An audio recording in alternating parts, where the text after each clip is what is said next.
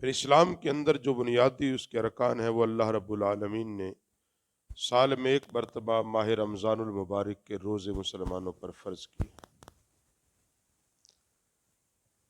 اور پھر اللہ رب العالمین نے جب تم صاحب نصاب ہو جاؤ تو زکوٰۃ کو فرض کیا ہے، اس صورت میں جب تم صاحب نصاب ہو، اور اللہ طاقت دے، توفیق دے، اللہ اتنا مال دے دے، اتنی ہمت دے کہ تم بیت اللہ تک پہنچ سکو، تو زندگی میں ایک بار حج کیا، اس صورت میں جب تم وہاں پہنچنے کی طاقت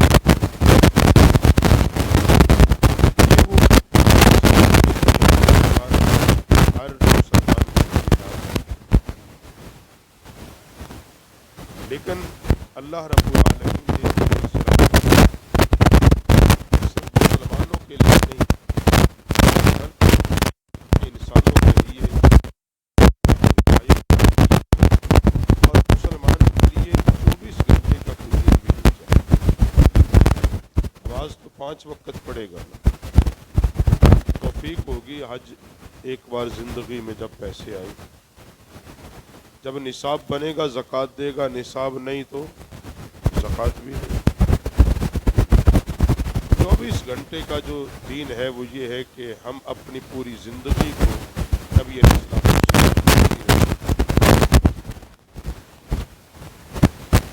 وَإِنَّكَ لَعَلَىٰ خُلُقٍ عَظِيمٍ، اس نبی کے خلاف کو اللہ نے سیرت مبارکوں کو بنایا۔ 24 گھنٹے کا دین یہ ہے کہ ہم 24 گھنٹے جھوٹ نہ بولیں، یہ ہے 24 گھنٹے، ہمارا ایک ایک سانس اسلام کے مطابق گزرے، ہم جھوٹ نہ بولیں، اپنے کاروبار کو دھوکے کے ساتھ نہ کریں۔ ہمیں یہ سبق پڑھایا جاتا ہے آج کے جدید دور میں کہ مسلمان جو ہے وہ بے ایمان ہے اور انگریز بڑا ایماندار ہے، حالانکہ سب سے بڑا بے ایمان ہی انگریز ہے،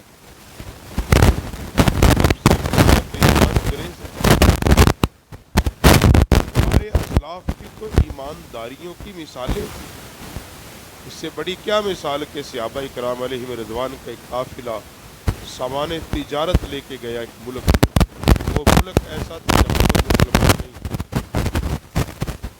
سارے غیر مسلم، غیر مسلم اپنا جو سامان بیچ رہے تھے جھوٹ بول کے، قسم اٹھا کے، مسلمانوں کے قافلہ جو اپنا سامان بیچتا تھا اپنی چیز کا عیب بتاتا تھا، اس میں یہ نقص ہے بھائی، اس کے اتنے پیسے ہیں، قسم کوئی نہیں اٹھاتا تھا۔ وہاں کے غیر مسلم کافر تاجروں کو بڑا تعجب ہوا، یہ کس ملک کی کیسی مخلوق ہے کہ کاروبار بھی کر رہی ہے اتنا صاف ستھرا کہ لوگوں کو چیز کا نقص بتاتی ہے،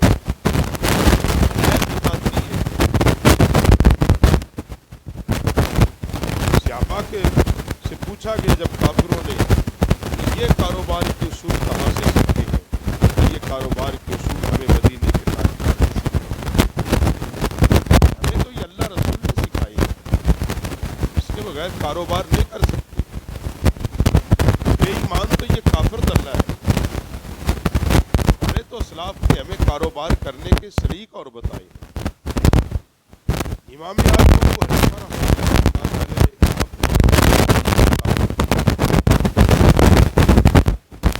آپ کے کپڑے کا ایک تھان ایسا آیا جس میں نقص کہ آپ بذات خود تو دین کے طالب علم تھے، آپ کا کاروبار تو آپ کے ملازم اور خادم چلاتے تھے، امام اعظم بذات خود کاروبار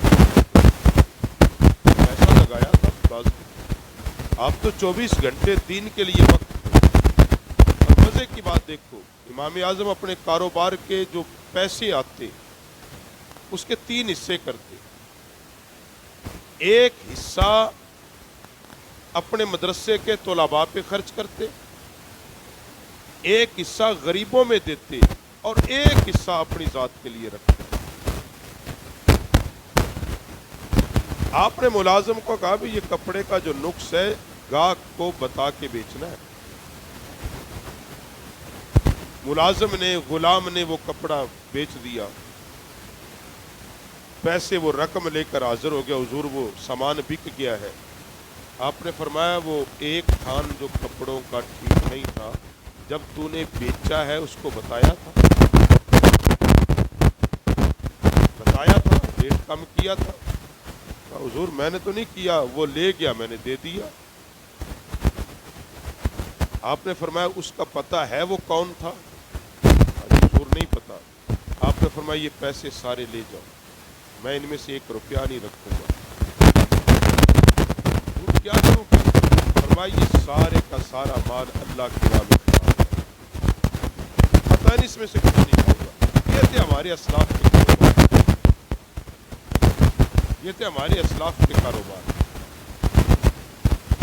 24 گھنٹے کے لیے وہ اپنے کاروبار کو جھوٹ سے، غیبت سے، قسموں سے پاک کرے۔ اللہ نے فرمایا نا قرآن پاک میں کہ اپنے کاموں کو اللہ کی قسموں کے ذریعے نہ چلاؤ،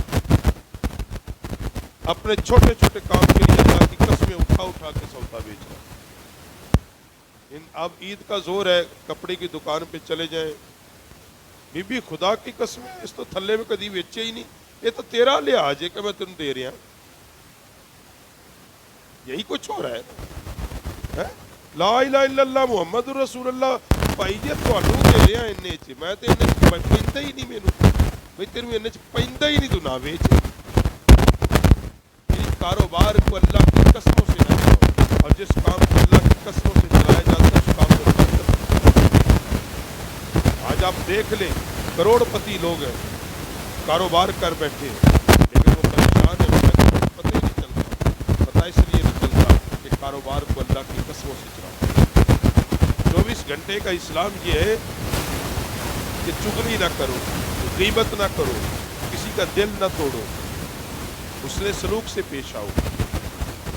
یہ ہے ہمارا 24 گھنٹے کا اسلام، کہ ہم لوگوں سے حسن سلوک سے پیش آئیں، جھوٹ کو چھوڑیں، غیبت کو چھوڑیں، دھوکہ دہی کو چھوڑیں، فراڈ کو چھوڑیں۔ یہ چھوٹے چھوٹے کام ہیں کرنے کے، اگر ہم کریں گے تو ہماری زندگی کا ایک بس اللہ کی عبادت ہوگی۔ کاروبار ہم نے اپنا کرنا ہے، مگر کرنا اللہ رسول کے بتائے طریقے سے، کاروبار بھی ہوگا وہ عبادت بھی ہوگی۔ سچ ہم نے بولنا ہے، کہ اللہ رسول کا حکم ہے، یہ سمجھ کے بولنا ہے، بات کرنا عبادت ہے۔ غریب کے حقوق کا خیال کرو، پڑوسی کے حقوق کا خیال کرو، یہ بھی اسلام ہے بھائی۔ بیوی بچوں کے حقوق کا خیال کرو، والدین کے حقوق کا خیال کرو، یہ بھی اسلام ہے۔ کاش ہمیں اس اسلام کی طرف بھی ہمارا دھیان جاتا۔ دنیا کماؤ میں بارہا کہتا ہوں، مگر اس دنیا کو ناپاک کر کے نہ کماؤ، جھوٹ بول کے نہ کماؤ۔ مال دنیا کماؤ مگر کسی کی بربادی کر کے نہ کماؤ۔ ایسا مال جو تم کسی کو دھوکہ دے کے کماؤ گے وہ کبھی تمہارے پاس دیر پا نہیں رہے گا، ایک نہ ایک وقت میں وہ ختم ہو جائے گا۔ اور جو رزق حلال محنت سے کماؤ گے، سچائی کی بنیاد پہ کماؤ گے، وہ دیر پا رہے گا، اس کا نفع تمہاری نسلوں تک رہے گا۔ جس کاروبار میں ایمانت ہوگی، دیانت ہوگی، خوف خدا ہوگا، رضا الہی ہوگی، جس کام کی بنیاد سچائی پر ہوگی، وہ دیر پا چلتا ہے، کیونکہ سچائی کو کسی چیز کا خوف نہیں، جھوٹ کو ڈر ہی ڈر۔ کچھ ملک کی اور اچھا اخلاق کیا ہے؟ صحابہ اکرام علیہ رضوان نبی علیہ السلام کی بارگاہ میں حاضر ہے، بعض صحابہ کے چہروں پر اداسی، چہروں پر آقا علیہ السلام نے کہا تمہارے چہروں پر اداسی، عرض کی یا رسول اللہ اداسی اس لیے ہے ہمارے جو بھائی ہیں،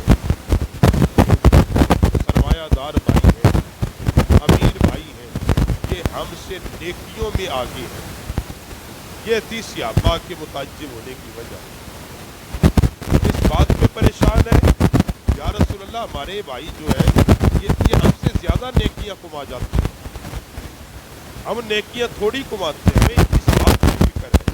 یہ مقابلہ کیا تو کس میں؟ نیکیاں کرنے میں۔ ہم مقابلہ کرتے کس میں؟ جھوٹ میں۔ ہم مقابلہ کرتے ہیں پیسہ کمانا ہے چاہے جیسے مرضی آئے۔ صحابہ کا مقابلہ کس بات میں تھا کہ نیکیاں زیادہ کیسے اکٹھی کرے، تو کون سا طریقہ ہو نیک اعمال اکٹھے ہو، کیونکہ وہ جانتے تھے قیامت کے دن کاروبار، تجارت، پیسہ، بنگلہ، کوٹھی کچھ کام نہیں آئے گا، وہاں جو کام آئے گی نیک اعمال کا۔ قبر میں جو کام آئیں گے وہ اچھے اچھے کام آئیں گے، حشر میں جو چیز تلے گی وہ نیک اعمال کی۔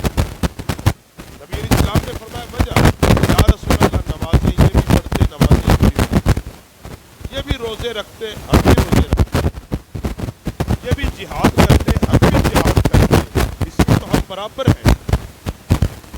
میرے نبی نے فرمایا پھر تمہیں کس بات نے اداس کیا؟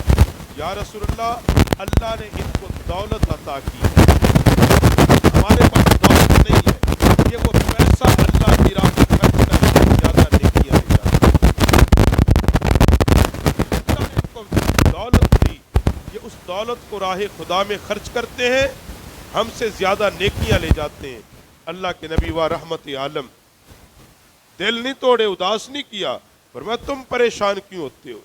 اگر یہ پیسہ خرچ کر کے زیادہ نیکیاں کماتے ہو، تم آپس میں ایک دوسرے کو مسکرا کے ملا کرو، تم بھی ان کے برابر ہو جاؤ گے۔ آپس میں ایک دوسرے سے مسکرا کے ملا کرو، ایک دوسرے کے ساتھ اچھے سلوک سے ملا کرو، فرمایا اللہ تمہیں ان کے برابر نیکیاں عطا کر دے گا۔ خلاصہ کلام ہے اپنے اخلاق اچھی کرو، ہر کسی سے لڑائی جھگڑا فتنہ فساد، چھوٹی چھوٹی بات پہ بلانا نہیں، چھوٹی چھوٹی بات سے کینہ اور حسد، حسد ایمان کو کھا جاتا ہے۔ حسد ایسی ہے اتنا بڑا گناہ ہے جیسے لکڑی کو دیمک کھا جاتا ہے۔ لکڑی کو یا اپنے سنا کی بھی غور کر، دیمک کیسے کھاتا ہے؟ اوپر سے لکڑی ٹھیک تو درمیان سے، اور باہر کے لوگ سمجھتے لکڑی بڑی ٹھیک ہے، مگر پتہ تب چلتا ہے جب وہ دھڑام سے، پھر پتہ کیا چلتا ہے اس کو تو اندر سے دیمک کھا گیا۔ یہی ایمان، حسد کرے گا وظاہر تو سمجھے گا میرا ایمان مگر وہ حسد اندر سے ایمان کو ایسا دے گا کہ بالکل تباہ کر دے گا۔ کبھی کسی کی حسد نہ کرو، کسی بھی بنیاد پر۔ اللہ نے جو